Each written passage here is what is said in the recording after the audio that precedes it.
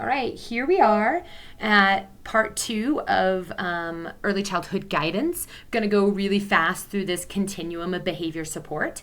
So a continuum are 2 points on a spectrum. Each point is distinctively, the two ends are very distinctively different from one another. But moving from one to the next is a slow gradation, and often the change isn't easily discernible. Sometimes with these strategies, you might float from one to another and use them sort of interchangeably. Sometimes you'll start with a strategy and move into another strategy and not even really realize it. However, when you look from one end to another, they are literally on opposite ends of the spectrum.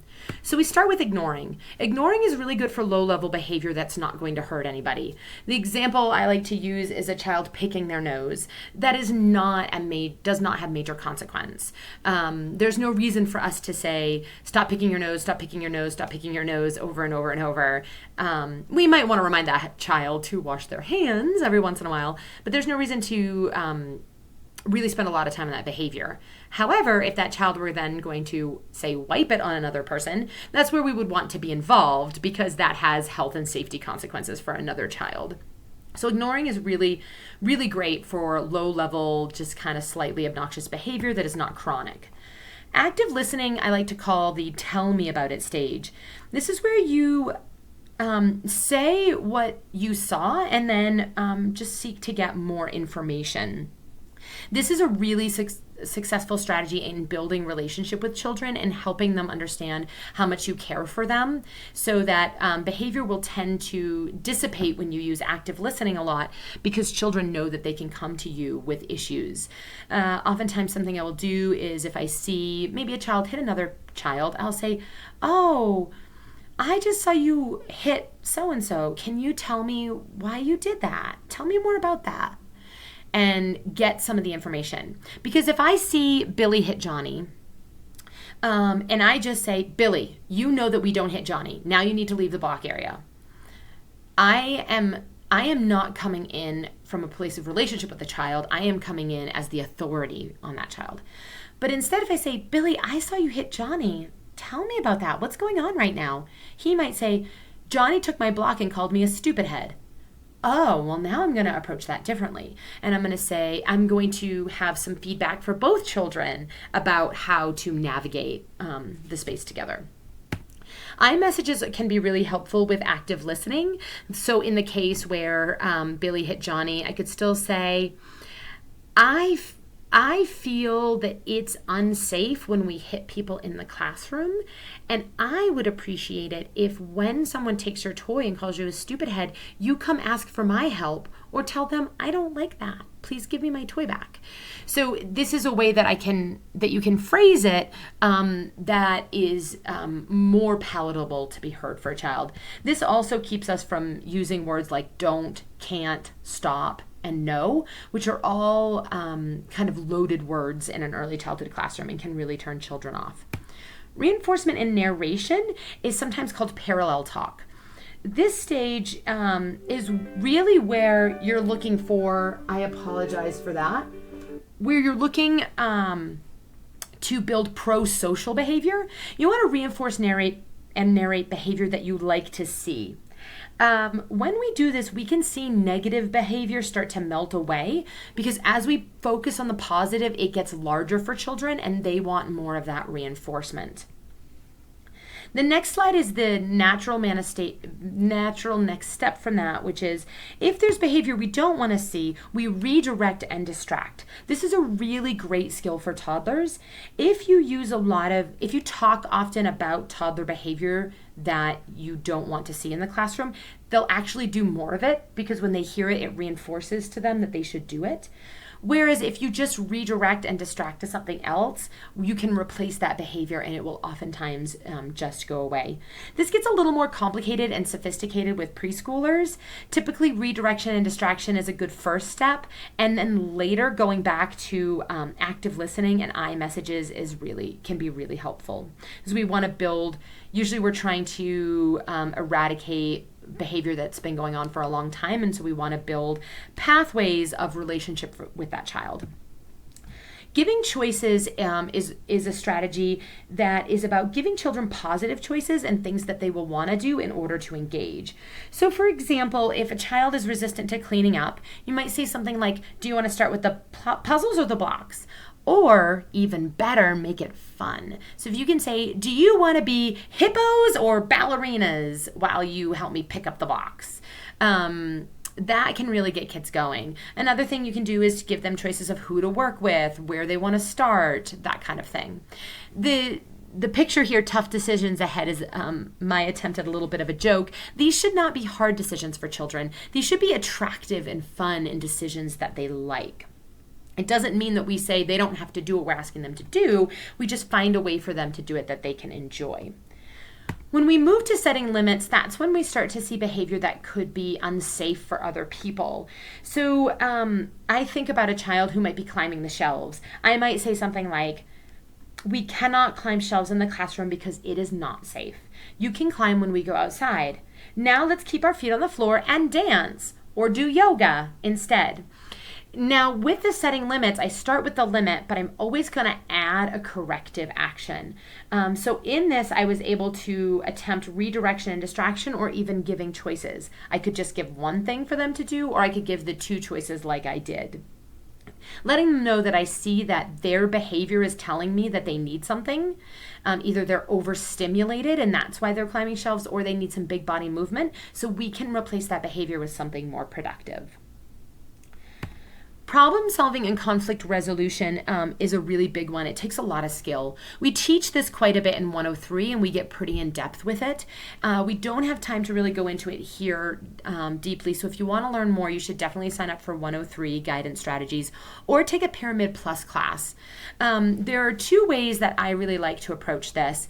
One is, you see the book here, The Peace Rose. And one of my Head Start classrooms used this. They found this book. And you can get it in English and Spanish. And in this, a child goes to another child with the peace rose to make peace with a child that she's in conflict with, and they use that rose as a tool to solve their problem. The classroom that used this in my program, they have a silk flower in a vase, and they taught children to use it and get it when they need to mediate with another child.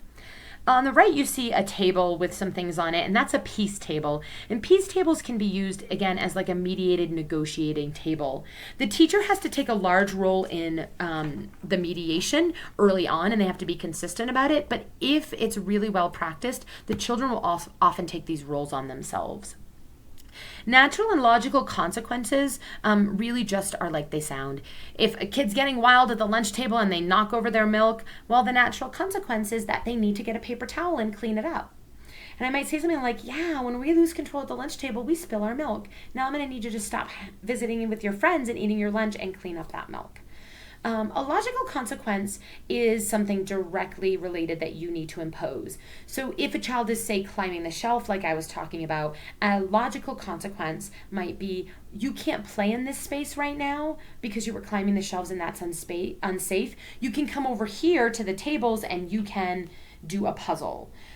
So it's not, I'm putting you in timeout because your behavior was poor. It's that you can't be here right now because you are continuing to climb the shelves when I've asked you not to, and that's clearly too tempting for you. So now I'm going to talk about timeout directly. You've heard me state it a few times, and it's probably clear by what I've said before that I am not a proponent of timeouts. There's a lot of literature out that says that timeout in a classroom is actually quite harmful to children. I am not talking about your home environment. I'm not talking about with your own children that you are the parent of. I'm talking about early childhood classrooms. And the reason is that the child who gets put in timeout often can be made to feel like they are the classroom dunce, that all eyes are on them, looking at them or watching them because they've done something wrong. Even if you do it in a stealth way where you think none of the other children are watching or noticing, they are. Not only does this harm the self-esteem of the child in timeout, but it also creates a reputation for that child to the other children that they are not a productive member of the classroom. This can lead to children painting stereotypes of that other child. I don't want to confuse this with helping children take a break. You may have a cozy corner in your classroom where if a child's like really out of control and kind of spazzing out, where you say, hey, let's go to the cozy corner and take some deep breaths or do some yoga or calm down steps or belly breaths or use some fidget toys or whatever the strategies are in your classroom. This kind of transition is supported by a teacher. You do it alongside of them and you help them regain self-control. That's very different than timeout. The last two things I want to talk about, one are hot buttons. And hot buttons are the things in you that really push your buttons that children might do. And these might not necessarily be major harmful things, but it's the things that really set you off. So for me, when I'm in a classroom, when I hear children, typically girls, but not always, children say, you can't come to my birthday party, my blood boils. I get furious. It just really gets me. Somebody must have told me I couldn't come to their birthday party at some point, and it really hurt my feelings because it gets me every time. Knowing that I have this hot button means that I take an extra minute or two to calm down, take a deep breath, and then go in with a calm head so I can say, ouch, I don't know about you guys, but my feelings get hurt when my friend says that I can't go to their birthday party.